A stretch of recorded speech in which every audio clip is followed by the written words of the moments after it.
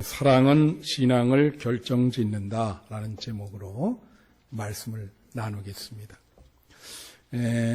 제가 신학교 때 존경하는 교수님이 한 분 있는데 그분이 강의 시간에 간증을 하시는데 이런 얘기를 했어요. 저희가 고등학교 때 처음으로 교회를 나갔는데 그냥 우연하게 이웃에 있는 어떤 교회를 나갔는데 그 교회가 그렇게 냉랭하다는 거예요.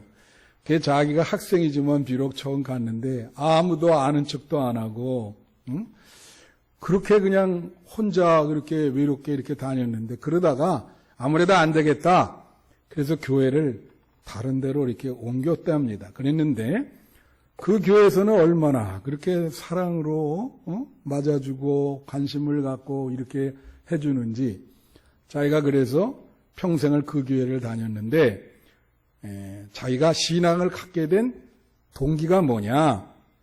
그 교회가 자기를 그렇게 사랑을 해줘서 그 사랑 때문에 자기가 하나님을 믿게 됐다. 그렇게 간증하는 걸 들은 일이 있어요. 그러니까 사랑이 신앙을 갖게 한 거죠.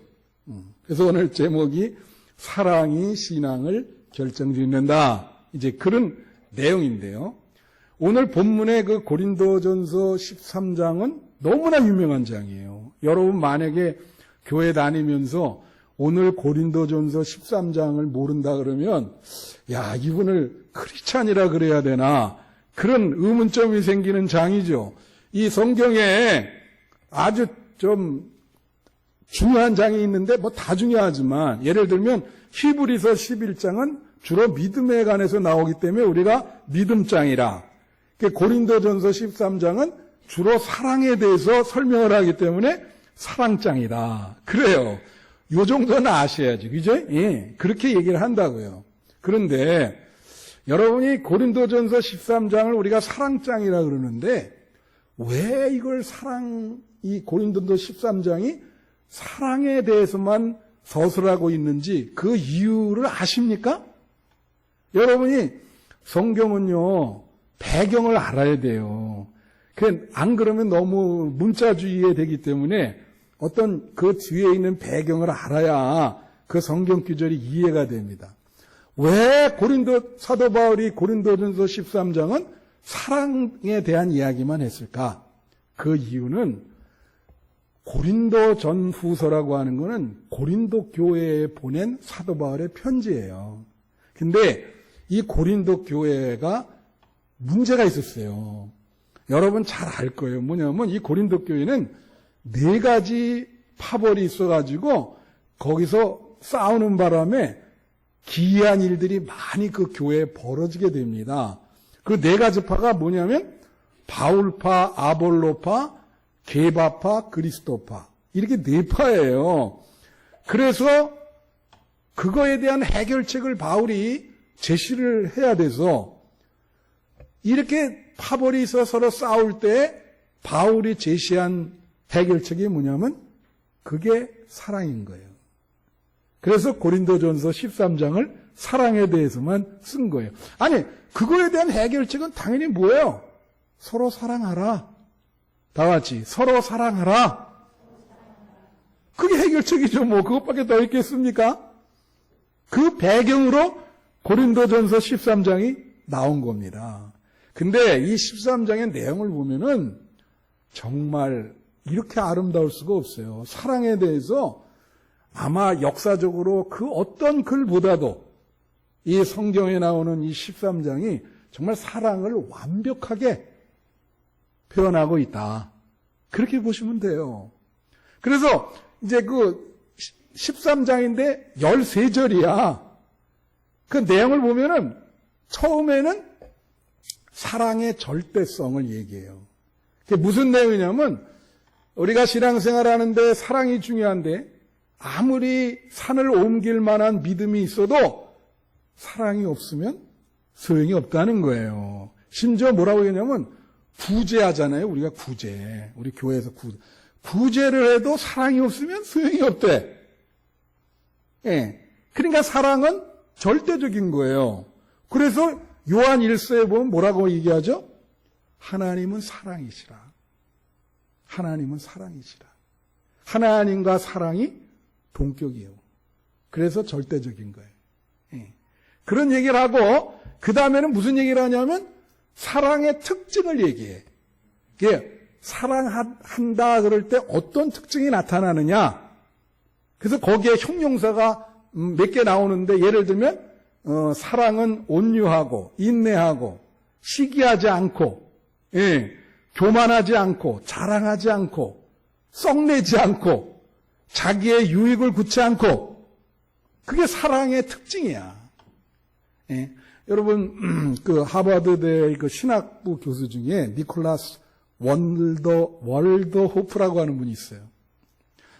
예, 그분이 한번 강연을 이제 밴쿠버에 온 일이 있는데 제가 이제 참석을 했는데 그 양반이 그런 얘기를 해요. 뭐냐면 사랑에 대해서 그러니까 사랑한다 그러는데 그건 사랑이 아니에요. 우리 평범한 사람들은 사랑이 아닌데 사랑을 자기가 사랑한다 그러면서 그렇게 오용을 하고 있다는 거예요. 사랑의 오용을. 그 중에 하나가 뭐냐면 집착이라 그래요. 집착. 이게 사랑하면요. 상대방을 자유롭게 해주는 게 사랑이에요. 그게 서로. 그죠?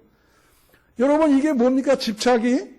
얼마 전에 스토킹이 있었잖아요. 직장 동료인데 자기가 사랑한다 그랬더니 거절을 했단 말이야. 그러니까 그냥 쫓아다니면서 하다가 신당역에서 그렇게 처참하게 죽였잖아. 이잖아요. 여러분, 우리 딸 가진 사람들, 이게 참 잘 만나셔야 돼요. 여러분, 기도해야 돼, 이게. 우리나라에서 이런 게 참 많이 일어나더라고요, 생각보다. 그럼 뭘 얘기해요? 이건 집착이죠. 그게 사랑입니까, 그 스토킹이? 그건 사랑이 아니에요. 근데 자기는 사랑이라고 생각하는 거야. 그런 것들이 우리에게 많아요. 사랑한다 그러면서 상대방을 이용을 하고 사랑한다 그러면서 상대방을 유혹하고 이게 사랑이 아니라는 거죠. 그러니까 사랑이라고 하는 것이 진짜 사랑이면 여기 형용사 온유하고 인내하고 시기하지 않고 교만하거나 자랑하지 않고 자기 유익을 굳지 않고 썩내지 않고 그게 진짜 사랑이라는 거지. 할렐루야. 여러분 진짜 그렇게 사랑하는 여러분 되시기를 축원합니다. 그리고 나서 이제 오늘 본문이 나오는 게 8절부터 13절은 뭘 얘기하냐면요. 사랑의 기능. 사랑의 기능에 대해서 이야기하고 있는 게 사랑은 어떤 힘이 있나? 신앙생활에 그걸 얘기하고 있는 거예요. 가서 예를 들면 여기 믿음, 소망, 사랑에 대해서 관계를 얘기하고 있잖아요. 그죠? 자, 제가 하나 물어볼게요. 여러분이 신앙생활 할 때 그 신앙생활이 내가 신앙생활을 한다는 어떤 표지, 사인이 있어야 되잖아. 그죠? 이거 어떻게 보면 저 사람 교회 다니나 봐. 그럴 때 여러분의 그 신앙생활의 내용이에요. 내용 속에 뭐가 있어야 되냐면 믿음, 소망, 사랑이 있어야 되는 거예요. 세 가지가. 근데 조금이라도 그 세 가지가 여러분 신앙생활 내용에 있으면 꼭 크리스찬이라고 불림을 받을 수 있죠. 믿음이 있고 사랑이 있고 소망이 있다. 그 중에서 사랑이 제일 중요하다. 그런 얘기예요. 그래서 여러분의 그 신앙생활 내용 중에 믿음, 소망, 사랑이 있기를 축원해요. 그죠? 예. 혹은 믿음이 없이는 어떻게 여기 나오겠어요. 그죠? 예. 믿음, 소망, 사랑이 여러분의 신앙생활의 내용이 돼야 된다. 그래서 사랑이 그 중에서 제일인데 여러분 사람이 있잖아요. 잘 변합니까? 안 변합니까? 사람은 잘 안 변해요. 3살 버릇 80까지 간다 그래서 여러분 어렸을 때 그 형성된 어떤 인격과 가치관과 습관 있잖아요. 이거 안 바뀝니다. 안 바뀌어요. 저도 그런 걸 많이 느끼는데 그래서 그런 말이 나온 거예요. 아무리 20년 동안 애들 교육을 시켜도 안 바뀌어. 근데 그게 바뀌는 힘이 있는데 그게 뭐냐면 희생적인 사랑을 경험하면 바뀝니다. 바뀌게 돼 있어요. 아주 큰 어떤 뭐라 그러죠? 큰 사랑 경험을 했어요. 아주 그냥 심도 있는 충격적인 사랑을 경험을 하면 사람이 바꿔져요. 그래서 우리가 그렇게 얘기하는 거예요. 예수 그리스도의 십자가 사랑이라는 게 여러분은 지금 막연하게 느끼지만 사실은 그게 굉장히 충격적인 사랑이거든요. 근데 그 사랑을 우리가 신앙생활하면서 일상생활에 느끼잖아요. 그러면 사람이 바뀝니다. 그래서 예수님의 십자가 사랑을 현실 생활에서 여러분이 경험을 하면 여러분 바뀌게 돼서 그걸 회심이라 그러는 거예요. 여러분 예수님의 십자가 사랑을 체험함으로 여러분이 바뀌는 인격과 생각과 가치관과 나쁜 습관이 바뀌는 여러분이 되시기를 축원합니다. 그런데 본문에 보면은 이 믿음, 소망, 사랑, 특별히 사랑과 믿음, 소망에 대한 관계가 오늘 본문에 나와 있는 거예요. 말씀대로 하면 그걸 얘기를 하면 첫 번째는 뭐냐면 사랑은 타인을 이해하게 해준다는 거예요. 이게 어디에 나오냐면 9절, 10절에 나와요. 여기 9절. 이렇게 얘기합니다. 8절에는 그냥 사랑은 없어지지 않아. 예언이나 뭐 이런 건 다 폐하나. 근데 지금은 우리가 부분적으로 안다는 거예요. 그런데 이 다른 건 다 폐하여버리고 온전한 것이 오면 제대로 알게 된다. 그리고 뒤에 보면은 우리가 지금은 이 거울로 보는 거와 같지만 진짜 이제 사랑이 오면 그때는 얼굴과 얼굴을 대면한 것 같이 알게 될 것이다. 무슨 얘기입니까? 여기 온전한 것이 온다는 건 사랑을 얘기하는 거예요. 진짜 사랑을 하게 되면 뭐가 돼요? 이해가 되는 거예요. 진리가 이해가 되는 거예요. 부분적인 것을 폐하고 전체적으로 이해가 되는 거예요. 조망이 되는 거죠, 우리가. 버드스 아이라 그러는데 그냥 위에서 사랑을 하게 되면 잘 이렇게 보이는 거죠. 이해가 되는 거지, 이게. 사람도 마찬가지예요. 여러분, 제가 이제 경험한 얘기 하나 하죠. 어떤 집에 중3짜리가 복면을 하고 도둑질하러 들어왔어요. 그래가지고 잡혔어. 잡혀가지고 이제 이렇게 묶거나 있는데, 그래가지고 이제 경찰이 왔단 말이에요. 그래서 그 주인이, 너 부모 있냐? 그랬더니 뭐 어머니가 있다고 그래요. 그럼 전화번호 대. 그래서 이제 어머니를 호출을 해서 이제 어머니가 왔어, 현장에. 어머니가 첫 마디가 뭔지 아세요? 우리 아이가 굉장히 착한데 친구를 잘못 사귀어서 이렇게 됐으니까 이번에 한번 잘 제가 교육시키고 반성할 테니까 한번 선처해달라. 그 얘기예요. 근데 거기 있는 사람들은 다 무슨 얘기냐면 그 학생을 불량 학생으로 보는데 엄마는 그 아이를 사랑하잖아요. 그러니까 얘가 왜 이렇게 됐는지 이해를 하는 거예요. 자기가 사랑을 많이 못 줬고 친구를 잘못 사귀어서 그렇게 됐다는 거야. 이해를 해줘, 얘를. 본래 나쁜 애가 아닙니다. 근데 주변 사람들은 그걸 어떻게 알 수가 있어요. 우리가 말해요. 여러분 그거 아셔야 돼. 제가 이런 얘기죠. 여러분이 한빛교회를 사랑하잖아요. 그러면 한빛교회의 여러 가지 모든 것들이 다 이해가 되는 거예요. 사랑을 하면. 그렇구나. 교회를 위해서 이해가 되지. 그죠? 믿음도 맞아요. 여러분이 하나님을 진짜 사랑하잖아요. 그러면 하나님이 이해가 됩니다. 그래서 어떤 분이 그런 얘기 했어요. 나는 하나님을 알기 위해서 믿는다. 무슨 말인지 알아요? 근데 하나님 사랑이 먼저라는 거지. 하나님을 먼저 가슴으로 사랑하면 하나님의 속성이 보이는 거예요. 이해가 되는 거예요. 근데 그 사랑이 없으니까 이 하나님이 이해가 안 되네. 하나님이 이해가 안 돼. 무슨 말인지 알죠? 그 노벨 문학상 탄 인도의 시성 타고르라는 사람이 있어요. 그 사람이 한국을 참 좋아했는데 이런 말 했어요. 무슨 말 했냐면 서로 사랑이 부족한 것은 서로가 이해가 부족하기 때문이고 서로가 이해가 부족한 것은 서로가 사랑이 부족한 때문이다. 여러분 그거 있잖아요. 사람이 대화를 잘 안 하면 오랫동안 대화를 안 하면 오해를 하게 됩니다. 부부도 마찬가지예요. 그래서 부부 대화를 수시로 하셔야 돼. 대화 잘 하십니까? 집에 와서 대화 안 하죠. 오랫동안 오해해요. 왜? 이게 대화를 안 하니까 이해를 못 하잖아요. 이 사람을. 지금 어떤 상황인지. 그러니까 사랑이 식어지는 거예요.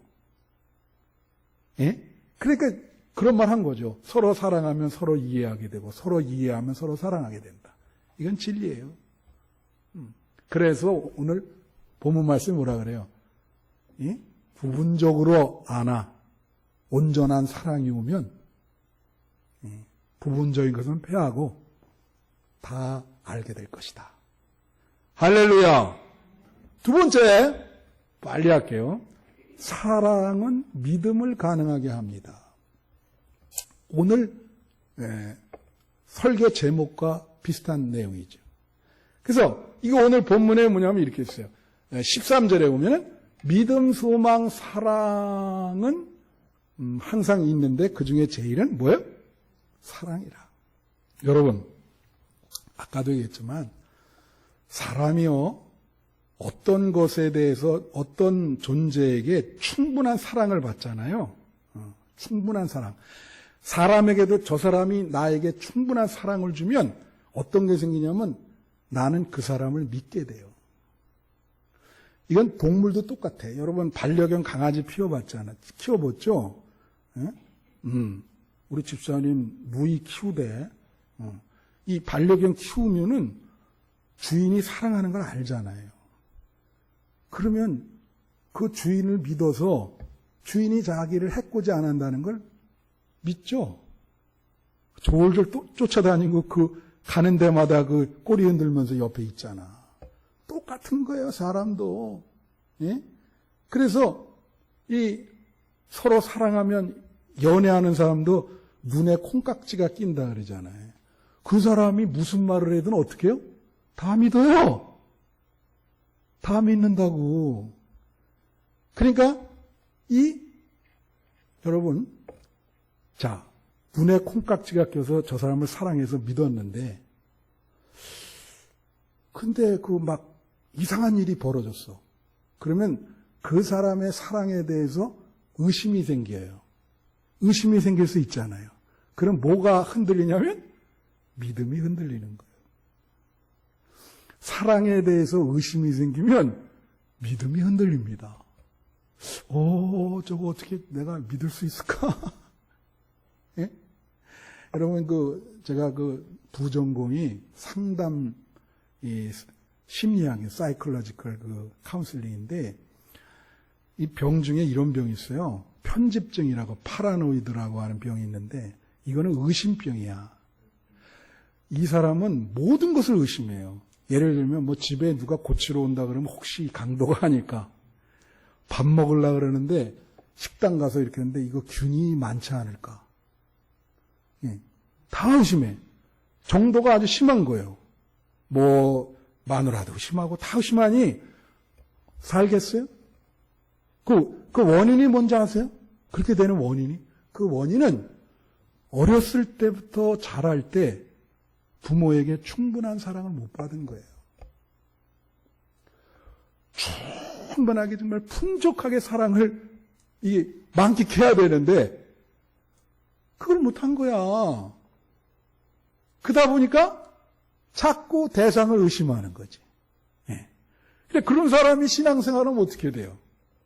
하나님 의심하죠. 성경책 다 그냥 이거 못 믿겠다. 예? 야, 뭐 예수님이 무리를 걸어? 이 말도 안 되는 소리를 한다. 그렇게 전부 그런 생각으로 하면 다 의심하는 거예요. 그럼 어떻게 믿음이 생기겠어요? 예? 그래서 여러분, 자 이거야. 하여튼 교회 와서도 여러분이 충분한 사랑을 느끼시기를 바래요. 할렐루야. 그래 뭐가 생긴다고? 믿음이 생기는 거라. 그러면 이거 중요한 게 가장 근본적인 건 뭐예요? 뭐 교회도 마찬가지지만 예수님의 십자가 사랑을 실제적으로 체험을 해야 믿음이 생기는 거예요. 그게 추상적으로 경험을 하면 절대 믿음이 안 생깁니다. 예? 이 교회가 그러니까 뭐예요? 예수님의 십자가 사랑이 여기 터 위에 우리 교회가 서 있는 거야. 그래서 예수님의 십자가 사랑 터 위에서 우리가 서로 사랑하자. 그거거든요. 그래서 여러분, 제가 늘 현실성 얘기하지만 여러분의 현실 생활에서 예수님의 이 사랑을 체험해야 되거든. 그건 십자가 사랑도 체험. 예를 들면 이런 거예요. 아, 정말 어려울 때 기도했더니 예수님께 기도했더니 예수님이 정말 특이한 방법으로 자기를 구원해줬다. 구출해줬다. 이게 십자가 사랑이죠. 여러분 그런 체험이 있습니까? 제가 오늘 새벽에 좀 일찍 일어났어요. 예?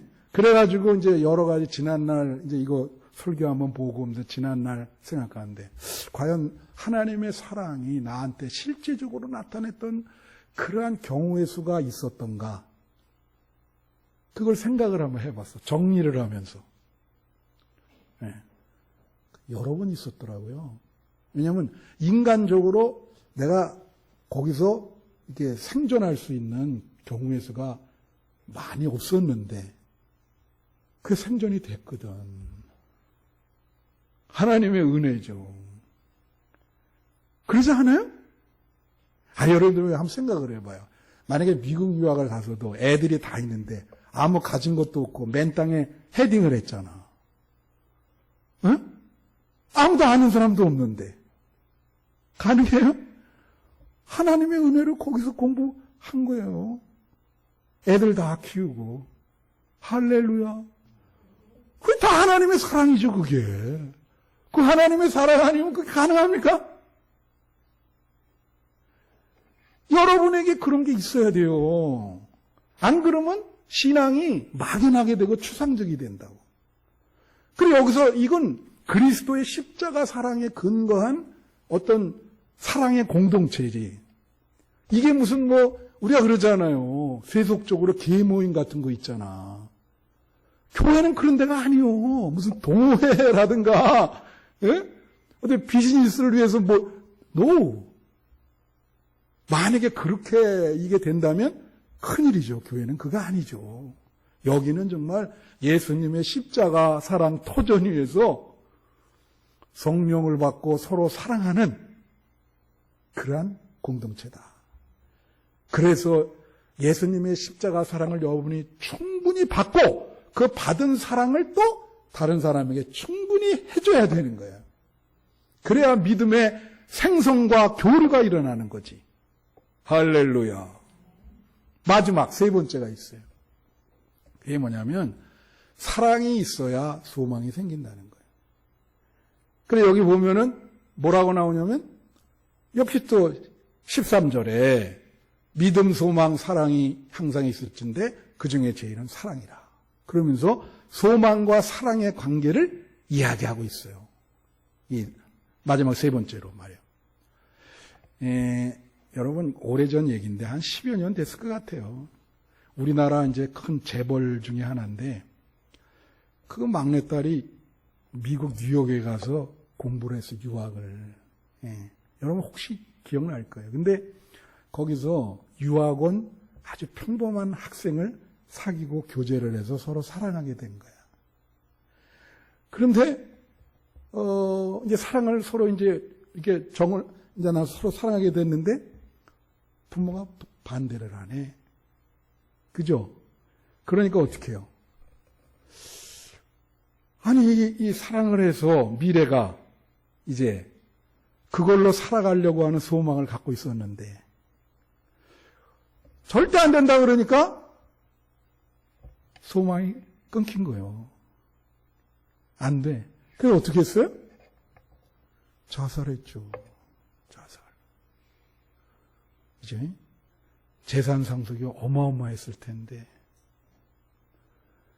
참 그런 큰 집안에서 태어나서 생각을 해봐요. 사랑 문제가 그렇게 중요한 거예요, 여러분. 소망이 없네. 내가 지난주도 얘기했잖아. 사람이 미래에 소망이 없으면 어떻게 해요? 예. 살아갈 의미와 힘과 동력을 잃는다. 네. 그래서 이 사랑의 중에서 지난번에 했잖아요. 로마서 15장 13절에 보면 뭐라고 나오냐면 이걸 하나님을 소망의 하나님이라고 그러고요. 이 소망의 하나님이 우리에게 기쁨과 평강을 준다 그랬어요. 그죠? 근데 자, 이거 하나만 얘기할게요. 소망이 있고 희망이 있죠. 사전에 찾아보면 똑같은 단어예요. 네. 근데 기독교에는 이걸 차이나게 씁니다. 기독교에서 어떻게 차이나게 쓸까요? 희망이라고 하는 것은 어떤 인간의 노력이 거기 들어갑니다. 아, 노력해서 우리 집 하나 사자. 그죠? 그런 게 희망이야. 기독교적인 차이를 얘기하는 거예요. 근데 소망은 인간의 노력이 아니고 하나님의 약속, 하나님의 은혜, 하나님의 축복, 그걸로 이루어지는 걸 소망이라 그래. 이해가 되시죠? 그래서 소망한다는 건 하나님을 바라보는 거예요. 그래서 소망이 하나님이야. 하나님의 약속 위에 근거하고 있어요. 그래서 하나님을 바라보는 소망은 우리에게 뭐예요? 기쁨과 평강을 준다. 그런 얘기죠. 제가 이제 말씀을 마치면서 오늘 본문에 관련돼서 우리가 이제 여러분 남은 생에 있잖아요. 제가 하나 물어볼게요. 여러분 남은 생에 행복하게 살고 싶으세요? 불행하게 살고 싶으세요? 행복하게 살고 싶죠? 왜 행복하게 살기를 축원해요? 그럼 어떻게 행복하게 살 수 있을까? 그걸 짤막하게 얘기하는데 남은 생에 행복하게 살라 그러면 세 가지 전제 조건이 필요해요. 우선 첫 번째가 사랑인데 무슨 얘기냐면 우리는요, 우리가 사랑해야 될 대상이 필요합니다. 여러분이 사랑을 줄 수 있는 대상이 필요하다고. 그거 없으면 잘못하면 외로워서 고독사예요. 네? 내가 희생할 대상이 필요하다는 거예요. 그리고 또 역으로 나를 누가 좀 한두 사람이라도 나를 심하게 사랑해야 줄 그런 사람이 필요해. 여러분 그런 사람이 있어요? 물론 부모는 그렇게 해주죠. 그죠? 예.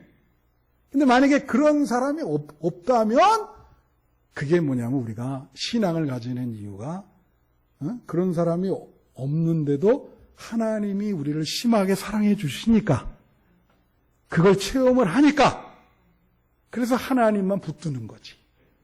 하나님, 나는 당신 사랑밖에 없어요. 사람들은 소용이 없습니다. 그래서 여러분 남은 생에 중요한 거 있어요. 뭐라 그러죠? 사랑할 대상이 필요하다. 그래서 여러분 교회 잘 나오시는 거예요. 여기서 누구를 사랑하고 성도들끼리 사랑하고 하나님을 사랑하면서 이렇게 봉사도 하고 그러잖아. 그게 행복이라니까요. 예? 사랑할 대상이 없는 사람이 많아요. 예. 남은 생에 그래서 친구가 필요해. 여러분 친구가 꼭 있어야 됩니다. 안 그러면 고독사 안 되니까. 그래서 행복하려면 내가 심하게 사랑해야 할 대상도 있어야 되고 나를 심하게 사랑해 줄 대상이 있어야 되는데 가장 큰 것은 하나님이다. 두 번째가 믿음이에요. 믿음. 전제 조건이 믿음인데 이게 무슨 소리냐면 여러분이 남생에 살아갈 때 있잖아요. 내가 믿을 수 있는 사람 한 사람이라도 있어야 돼. 한 사람이라도. 여러분 세상에 참 사람들 믿기 힘들잖아요. 예? 아이고, 뭐 이게 정치사에 보면 얼마나 배신 많이 때립니까? 정말. 사람이 뭐 이게 정말, 나를 위할 사람이 몇 사람이 될까? 믿을 사람이 여러분 있어요? 근데, 그래도 한두 사람은 믿을 사람이 있어야지. 부모는 믿을 수 있겠죠? 그죠? 형제자매. 이건 퀘션이야. 퀘션. 예? 근데 믿을 수 있는 사람이 한 존재라도 있어야 되는데 그게 만약에 없다면 우리 믿는 사람은 그게 하나님이라는 거지. 예수님이라는 거지. 할렐루야! 예수님과 하나님은 변함이 없잖아요. 예? 뭐 당신들의 이익 때문에 우리를 버리거나 그러겠습니까? 하나님과 예수님은 여러분 편이야. 그래서 항상 여러분 어려울 때 도와드리려고 그러고 그래서 그 하나님을 붙들어야 된다는 거야. 그죠? 마지막으로는 세 번째는 전제 조건이 뭐냐면 소망이 있어야 돼. 소망이. 소망 아니면 이제 내가 그랬죠. 우리가 희망과 아까 차이를 얘기했는데 이 소망이라고 할 때 두 가지예요. 하나는 이 땅에서의 살아가면서의 소망, 또 하나는 내세적인 소망인데 자, 이 땅에서의 소망이 있어야 됩니다, 여러분. 그래서 예를 들면 자녀들 자녀들이 잘 되는 것이 내가 이 땅에 사는 목적이다. 소망이다. 그럴 수 있죠. 그게 그분이 이 땅에서 열심히 일하는 에너지와 힘을 주는 거예요. 내가 살 수 있는 이유를 주는 거죠. 그래서 여러분 이런 현실적인 소망 갖는 건 나쁜 거 아닙니다. 여러분 지금 원하시는 게 뭔지 제가 모르겠어요. 그렇지만 분명한 거는 좋은 의미에서 소망이 원하는 게 있어야 된다. 예, 그런 소망을 가지세요. 근데 중요한 건 뭐냐면 이 소망이 미래적인 거 아니에요? 근데 여기서 제가 내세적인 소망을 얘기하는 거는 우리의 궁극적 미래가 뭐냐면 이 땅에서 죽음이란 말이야. 그죠? 그러니까 바울이 이런 얘기했어요. 우리가 바라는 것이 이생뿐이면 우리는 얼마나 불쌍한 사람들인가. 그런 표현을 했거든. 근데 이건 여러분이나 저나 한번 이 문제에 대해서 생각해 볼 필요가 있어요. 그 궁극적 미래가 죽음인데 성경에서는 뭐라 그러죠? 그 이후에 천국이 있다는 거예요. 그러면서 성경에서 얘기하는 거는 너희가 그 이후에 하나님이 너 거기에 살 수 있도록 새로운 형체를 주어서 거기서 먼저 간 이들도 만나볼 수 있고 그렇게 살 수 있다. 그런 내용이 나오거든요. 그게 천국 소망이요. 내세적인 소망이야. 그게 있으면요. 우리가 현실의 어려움을 극복할 수 있어요. 왜냐면 우리가 뭐 이 세상 나그네인데 잘 되는 건 좋아요. 근데 아무리 잘 돼도 우리가 뭐 죽어서 그걸 가져갈 수가 있나요? 다 손 놓고 내게 하나도 없는데. 그러니까 결국은 천국에 대한 소망을 갖고 남은 생애를 살게 되는 거예요. 할렐루야! 믿습니까? 여러분, 제가 와서 이렇게 보면 연세 드신 분들 하나, 둘 천국 가잖아요. 그렇죠? 연세 드신 분들 가고 다 그게 여러분 나중에 천국 가면 그분들 다 만나볼 수 있어요. 저는 그걸 믿습니다. 예. 그러니까 이런 소망을 가지고 살 때 현실을 믿음으로 이길 수 있다는 거 명심하시고 제가 행복하게 살려면 3가지 조건이 있다 그랬죠? 이런 사랑, 믿음, 소망. 아주 염두에 두셔서 여러분 신앙생활 내용에 이 3가지가 항상 드러나기를 바랍니다.